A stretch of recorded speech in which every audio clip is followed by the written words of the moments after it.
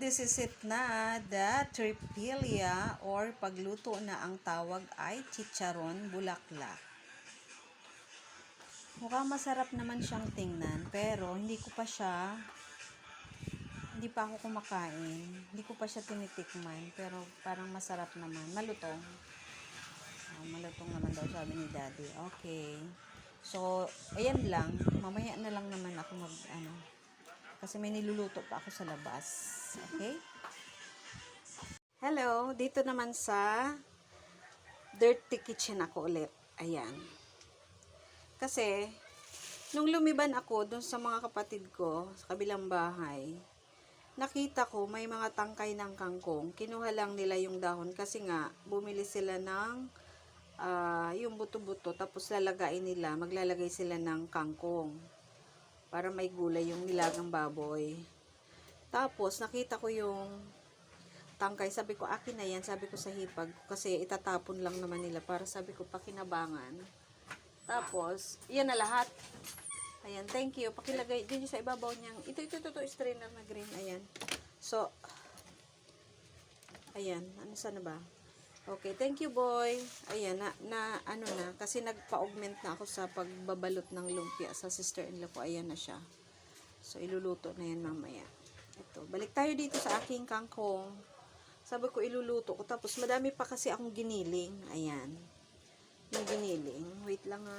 Nagigisa na po ako ng bawang at sibuyas. Pero, hihinaan ko lang yung apoy muna.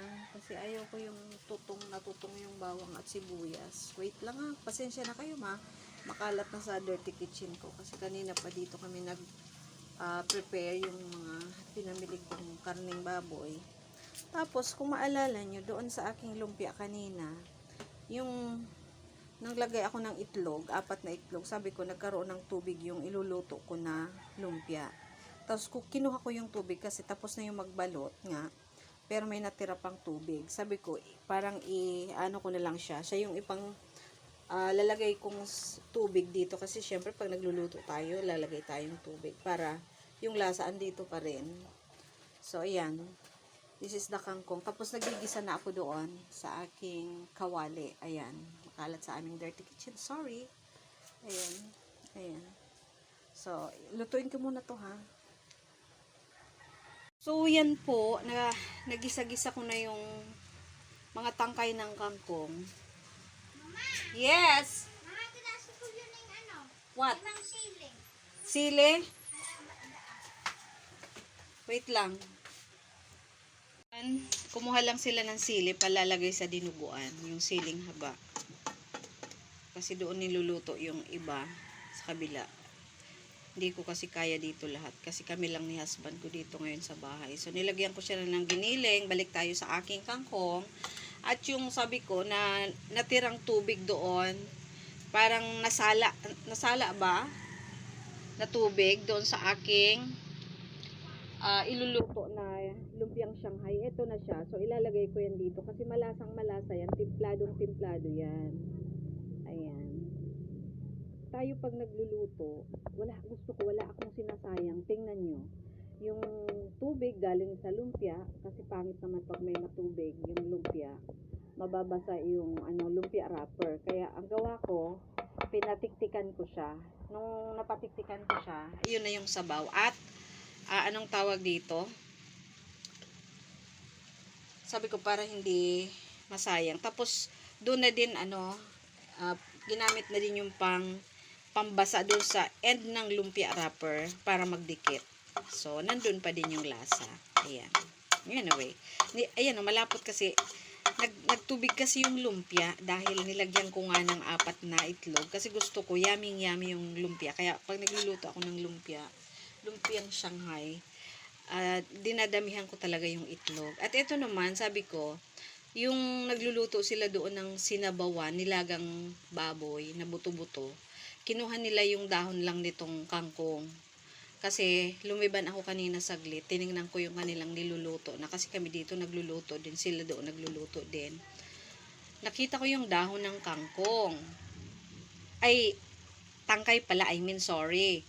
Tapos sabi ko, anong gagawin mo dyan? Sabi ko sa hipag ko, anong gagawin mo dyan? Sabi niya, wala, tatapon. Sabi ko, no, wag mo itapon kasi pagkain yan, masustansya yan, ha?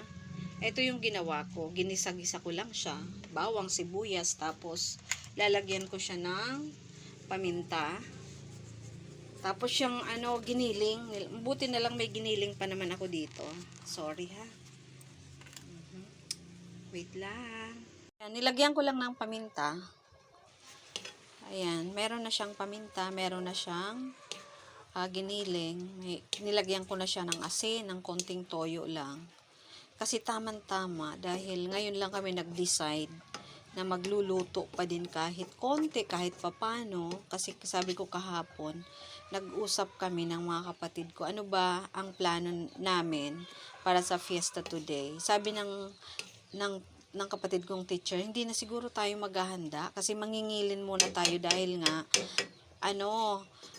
patay yung kapatid ng nanay ko, hindi pa nalilibing siya. Doon sa kabilang barangay. Ayan. Kaya wala kaming plano talaga maghanda. Tapos, syempre, yung iba sa budget namin na panghanda, i-share na lang namin doon sa pinsang ko na patay yung tatay niya. Yung kaunting gastos, tapos yung pambayad siguro sa simbahan. Sabi ng kapatid kong teacher, instead na maghanda tayo, i-share na lang natin doon at mangingili na lang tayo. Anyway, hindi naman kami kumbaga magkakaroon ng kasiyahan. Parang gusto lang namin may kahit papaano may pagkain, lalo yung mga bata. Kaya nagluto din kami. Diba? Ayan. So, hintayin natin na kumulo itong kangkong. Tapos, doon naman sa kabila, ayan, naglalaga na po ako dyan ng, yung baboy pa din. Karamihan dyan mga buto. Binibili ko yan, mura lang yan. Doon sa suki ko. Yung mga buto, nilalaga ko siya para pampalasa. Kasi mamaya, magpapansit ako. Ayan. Kasi, syempre, pagka fiesta naman, kahit hindi tayo nag-iimbita, minsan may dumadating. So, at least may maihain tayo sa kanila. So, yan, pinakukulo ko yung sabaw. Yung nilaga na mga buto ng baboy na lang yan. Tapos, siya yung ipang sasabaw ko sa pansit. So, kukuha ako dyan ng konting sabaw, ipang dadagdag ko doon. Parang kulang kasi yung naisabaw ko para malasa. Ayan. So, iyan kasi yung ginagawa ko pag ako nagluluto. Lahat ng pwedeng pakinabangan, kinukuha ko siya. Hindi katulad ng aking mga kapatid at hipag na pag akala nila, tatapon na lang. Kita nyo to, hindi ba? Di tamang-tama, may gulay kami dahil nga wala kaming preparation kahapon, di kami nakapag-prepare kung anong lulutuin. So, at least may gulay kami ngayon. Hindi lang lahat karne, hindi ba? See? Masarap to pag naluto. So, pag nagkulang tong sabaw, kukuha na lang ako doon sa nilalaga ko na mga buto-buto. Ayan. Para mas malasa siya. Kasi ako, nilalagyan ko talaga siya ng lagi akong may nilaga na mga buto-buto ng baboy. Kasi pag ako nagluluto, doon ko kinukuha yung mga pangsabaw. Pag ako nagluluto ng, halimbawa, gusto namin magpansit. Kasi, as much as possible po, talagang hindi ako naglalagay ng yung pampalasa ba, mga tak, di kami naglalagay ng Ajinomoto. I'm sorry ha. Hindi kami naglalagay ng mga magic na kung anong panglagay. Mga pang ginisa-ginisa mix na yan. Hindi talaga po kami naglalagay. Kasi nung nagkasakit sa kidney yung anak ko, buti na lang naagapan namin. In-advise kami ng doktor na huwag maglalagay ng mga ganun sa pagkain. So, lahat natural, okay lang na kumain kami ng karne. Basta galing sa palengke, yung hindi pa frozen, hindi galing sa market na yung mga dilata. Although, kailangan din natin na mayroong ganun in times of emergency. Pero, pag hindi naman emergency, sa market tayo bibili, hindi ba? Or kung halimbawa, bumabiyahe ka, tapos, may pupuntahan ka, magbabaong ka lang ng yung instant na pagkain. Hop! Yeah, nagluluto pa akong gulay. Hintayin ka mo ako. Okay, so yan po, ha. Nagtatawag na sila. Ang bilis sila makapagluto. Naluto na daw yung sa kabila. Doon na siguro kami manananghalian. Tapos, share ko na lang. Daling ko tong gulay doon pag natapos. Wait lang ha, liliban lang ako. Tapos, so iyan po ang aking pinagmamalaki na inarimuhan ko na kangkong. Tapos, syempre, lalagyan ko siya nitong sili. Mamaya na pag madali na siyang maluto or hahanguin ko na siya, ha? So, tingnan ko lang sa kabila. Iwanan ko muna itong niluluto ko saglit kasi tinatawag ako ng mga kapatid ko sa kabila. Parang siguro doon na kami kakain. Pero ipapaluto ko pa nga itong lumpia sa kanila. Wait lang. Okay. Sila pala, yung tinawag nila ako, kakain na, kumakain na pala sila. So, hindi na kami maglagay sa table. Nako, ito yung dinuguan. Ang daming dinuguan. Ayan. So, tapos ito yung nilaga. Sinigang. Sinigang pala. Sinigang, sorry. Sinigang. Ayan. Tapos yung isa, Adobo. yun yung adobo. So, yun ang niluto nila. Tapos, sabi ko, ba't kayo kumain na? Hindi pa nga naluluto yung lumpia. So, mamaya na lang daw to.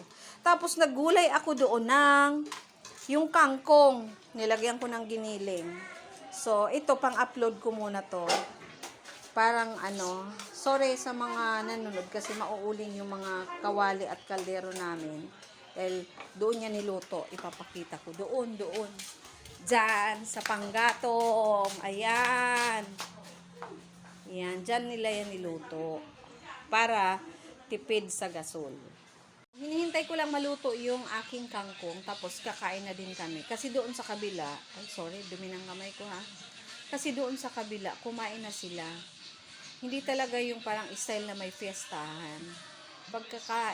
Pagkaluto nila, kumain na sila. Parang hindi na kami maghahain sa table. Pero sabi ko, kukuha na lang ako doon ng kung ano yung niluto. Tapos ililiban ko dito sa amin. Dito na din lang kami kakain.